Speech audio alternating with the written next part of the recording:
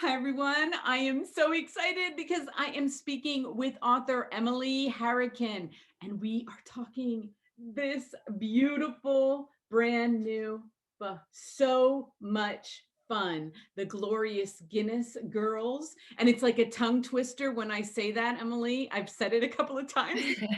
Like a little tongue twister, but I love historical fiction that I know nothing about. And I knew when I say nothing, nothing. I talked to Amazing. people this week that actually knew, and I was like, how did I miss this part of history? But it just passed me by. You are the first person to write a book about these girls, these women, this family that I have ever read. And I was so I couldn't stop reading it. I mean, it was just so fascinating. So I'm going to let you tell us how you found this story. And of course, you are in Ireland. This Yes, this is part of your heritage. This is a part of your history. So hugely. yeah, so that is just so fascinating to me. So I'm going to let you tell us about these women. So, the Glorious Guinness Girls. As you say, I am in Ireland, so I'm talking to you today from Dublin, Ireland. You can't live in Ireland and not be highly aware of the Guinnesses. I guess that you know the beer, right? Everybody knows the beer, the black beer with the white foam on top of it, which is very iconic. So that beer was started by a man called Arthur Guinness, who made a lot of money. And as he made money and his family, so his descendants made money, they became very, very grand. He was Arthur Guinness to begin with, and then his son was Lord Ardilaun, and his son's son was Lord Ivy. He was an earl, and that's very posh. The girls that I write about are the granddaughters of that man, Lord Ivy, the earl. And they are in Ireland, they are about the closest thing that we have to like a royal family, because we don't have a king or a queen in Ireland. We don't have an aristocracy. We have the Guinnesses. And I think it's a little bit like the way you guys have the Kennedys. Yeah, We have the Guinnesses. right. So the Guinnesses are a huge family. There are so many of them. So there are the beer Guinnesses. There are also Guinnesses who are involved in banking. And then there are Guinnesses who are involved in the church and farming and all sorts of different things. So they're this massive family and very grand. And everybody in Ireland knows Guinness because of the beer, but also Guinness because of they lived in these amazing houses, massive, huge estates. And many of those houses are now our most important government buildings. So originally they were the homes of these Guinness family, and now they're government buildings. Like our Department of Foreign Affairs is in Ivy House, which is the old town residence of Lord Ivy, the grandfather of my Glorious Guinness Girls. That's a very long-winded way of explaining a bit of background of who they are. The three girls in particular were born at the beginning of the 20th century, and they lived right through until very close to the end of the 20th century. The last one died in 1999. So they lived through the Irish War of Independence, the Irish Civil War. Then they moved over to London. They went through the crazy, roaring 1920s in London. Then they lived through the Second World War and on into the 60s and the 70s and the 80s. And I find them so fascinating because they themselves were interesting. They had a lot of marriages, 8 marriages between the three girls, and they had, I think it's 14 children between them. Some of those children didn't survive to adulthood. There were tragedies. There was all of this money, all of this fabulous glamour in their lives, also tragedies, and then all happening against the backdrop of all these interesting historical events. So when I came to write about them, I just decided this has to be a novel. I don't want to write a biography of them. I want to write a novel, and I want to make it as true to their lives as I can, but also make it so interesting and fascinating and the kind of thing that I would love to read. And it was. And it really was. And the fact that you said that about the Kennedys is so true because I was about 18, 19 when I kind of discovered, I mean, not that I didn't know who they were, but I took like a deep dive. When you take a deep dive into a family, and it sounds like that's what you kind of did with this family. Exactly. Yeah. So you start just reading everything you can get your hands on. Absolutely. Yeah. And then it makes it so because you're like putting puzzle pieces together, like, oh, this is because they're a huge Kennedys were a huge family too, when you're like, you got this part, they have children. And so that's what I was like going to say that to you. And then you brought it up. I was like, it sounds like what I did with the Kennedys when I was younger. And now I'll see a Kennedy book and be like, I read it. I know. That's But it. That's exactly it. yeah, but these women, so to have experienced them for the first time was incredible. I mean, it was such a great story, and I'm so happy you did it as a novel. So happy. So you did it from the perspective of a family member, a girl. She comes Yes. to them at 10. She's 10. Yes. Right. And her mother, her father dies in the war. Her mother's not doing well. And then she's got a brother. I have to tell you, because I have a brother. He's my only sibling, and Right. he's younger. This brother is older. Huey is older for Yeah. her. Yeah. But what I loved about your story was the relationship between the brother and sister. When I try to explain my relationship with my brother to somebody who basically only has one sibling, and then it's of the opposite sex, and like I feel like his mother, and the strong feelings that I have for him, Mhm. even though I have 6 children. Okay. Oh, wow. Congratulations. But they all know, like when it comes to him, Funny, isn't it? I'm one of 6. you So are yeah. okay. I love big families. I mean, that is just amazing. Congratulations. Oh, But I know that I have 3 children, but I am very like you with my siblings. I am very, like, it's not that they come first, but they're right up there. oof. It's such a close relationship. And I'm really glad that you say that about Huey and Fliss in the book, because very much when I wrote it, I was drawing on what I know. So I have an older brother and I have 2 younger brothers and the younger sisters. But I was really drawing on what I know of that sibling bond, which can be just so close and so intense. And certainly for the characters in my book, that's a bond that very much shapes Felicity, the narrator, that shapes her life to a very huge extent. Huge Yeah. extent. Yeah. And I love how she liked being known as the little sister of, like, Yeah. she just worshiped him. And Yeah. even at the end of her life, and I'm not going to say anything, but just that she never got over him. And of course, because you can't. And like when you brought him, like it just brought tears to my eyes when I read the ending and Oh, she had to say about him, because I oh, was that's lovely. because like I That's can't imagine lovely. not having my brother, seriously. Well, actually, my brother said that it brought tears to his eyes as well, which is really funny because he knew, like he knew there were things in that portrait that he recognized from us growing up together. I mean, he was, he was the hero of my life when I was a child and on into later life. So all of that, I really wanted to show also that even though Felicity gets very swept up in the world of the Guinnesses, Right. the glamour, the wealth, the parties, the motor cars, all of this is something that she didn't grow up with.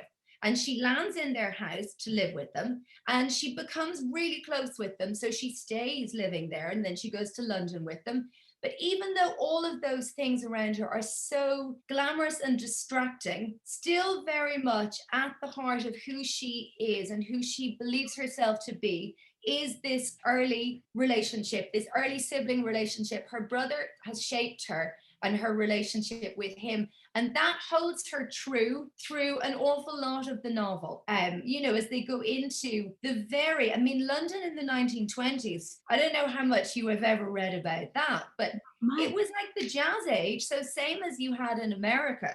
It was this time of intense hedonism, a lot of parties, a lot of drinking, a lot of wild behavior. And she's part of all of that. And you can imagine that somebody would find it hard to stay on their true path when all around them these things are happening and these fabulously wealthy girls that they live with are having this amazingly interesting time. You could be very swept up in that.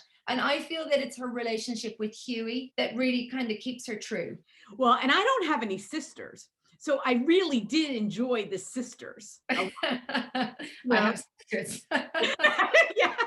So that was easier for you. I always wanted a sister, always wanted a sister. But since Be I don't careful what you wish for. yeah, right. But Felicity became a sister, I felt like very quickly. They kind of took her in and became a fourth sister. But as I'm reading this, and I kind of am talking to you. I always do that with authors as because I'm like, oh, if I could ask her this, if I could, and then I get to sometimes. But what made you choose her and doing it from her perspective? Because that is brilliant. I thought it was brilliant. Instead of taking a 3 point of view, which you could have done with each sister, you kind of take a step back and being the observer of them, but then also involved, but more of an observer. I thought that was brilliant. Well, thank you. I'm glad you did. I toyed around with the idea for a while of how to tell the story. And then that exact thing that you just said about an observer, I wanted somebody who could see them more clearly than they could see themselves. Right. Because so in the Glorious Guinness Girls, the book begins when they are quite young. They're young teenagers. And then it moves into their 20s and it ends in 1930 with the last marriage, so the last girl to get married, and they are all at that stage still in their mid-20s. I didn't think that girls of that age at that time would have had much self-awareness. So I wanted somebody who could see what they couldn't see, which was the unbelievable privilege of their lives. To them, it was probably normal, but nobody else could have found it normal. I mean, they were the richest people in Ireland by a huge margin, and they lived a life of incredible privilege and luxury. And I needed somebody who could see that.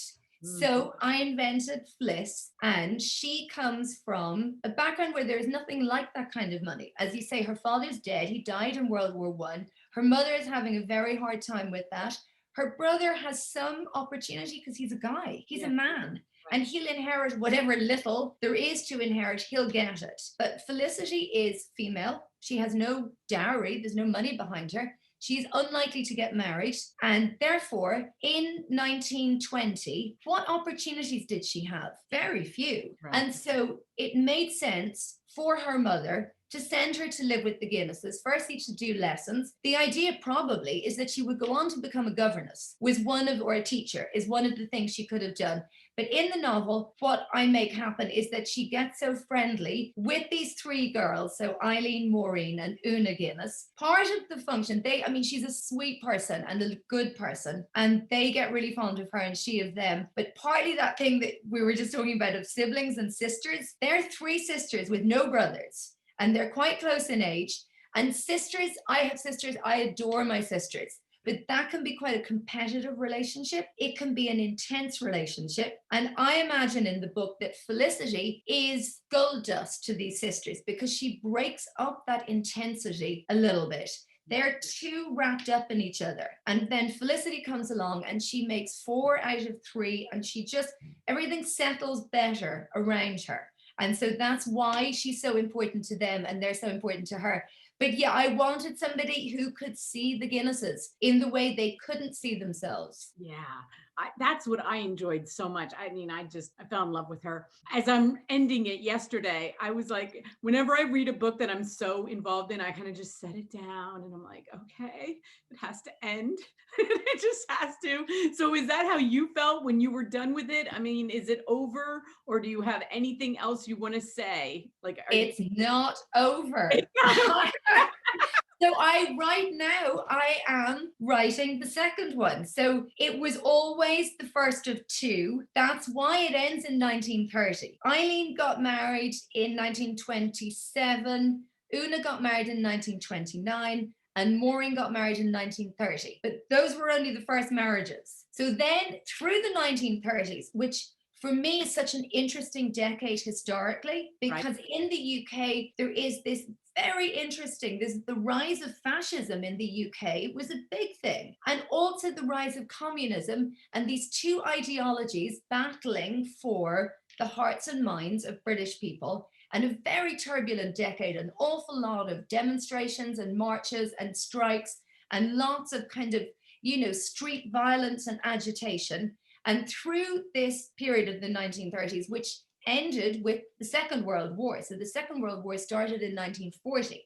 But so through the 1930s, the Guinness girls, their marriages are running into trouble. They're having children, and they're becoming mothers, and they're negotiating life as young married women. And all of that, I couldn't cram it all into one book. It would have been impossible. There was so much to do in the 1920s. So I decided that I would end with the end of the decade, and then I would start the second book and go through the 1930s. So no, I haven't stopped. I'm still with them. So because this was done in two timelines, are you going to keep that time? Like, are you going to keep her in 78 also?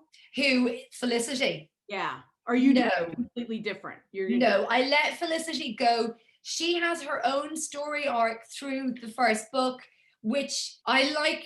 I wanted to contrast what the Guinness girls did with their lives and what the other possibilities might have been. So I gave Felicity a very different path. Right. I gave her a much more, kind of progressive path for women. I sent her out to do things.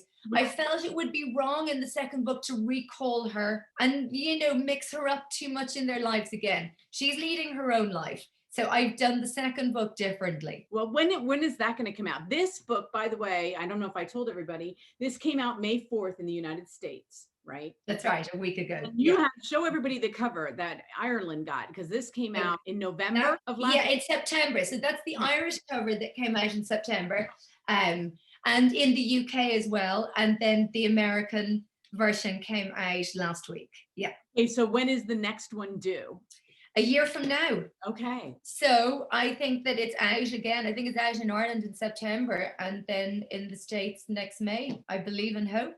I can't wait. I can't wait to read. I can't wait to read the rest, because I really did. I went back on Wikipedia just to get a little bit more. You did a great job at the end of this and giving us more background, which I always love. And then I kind of dove into it a little bit more because I became so interested in this story. So I can't wait to see what you do with them at the end. By the time we talk next year, you'll be an expert. You'll have done your deep dive and you'll know everything about the Guinness family. I know. It's such a, and like you said, there's so much more history to be had during. I really think it will be a lot of fun, even though the 20s were, of course, incredible too. I mean, yes, totally. Yeah. So I am so happy for you. It's doing so well on Amazon. You have so many reviews and reads. I don't dare look. I never look. It just, it gets in your head. Yeah. It's not healthy to do that. So I don't look. So I'm really glad. Thank you. Thanks for saying that. That makes me feel really happy. After. I'm not one of those before, because I read a lot of books and I don't want to hear what everybody else thinks. I want my own opinion. And then after I'm done, I'm like, oh, let's see if anybody thinks how I did. And they did. Oh, good. Oh, yeah. Oh, so many. Yeah. So many readers that you have. And it made me thrilled for you, because thank you. Awesome. Well, I mean, it's incredibly exciting. Like, to publish a book in Ireland and then to have that book published in America I would never, if someone had said this to me a year ago, I would never, ever have believed that it would happen. So it is incredibly, it's beyond exciting. I don't even know how to say how exciting it is. It's amazing. Thank you. Thank you so much. Well, it's been so nice talking to you. We cannot wait. I can't wait to see what the next cover is going to be like too. So everyone, you can order it now on Amazon or your local bookstore. I'm sure they have them already. So go get it. Thank and you. Look forward to next year. Thank you so much. That was really fun. Thank you. Thank you.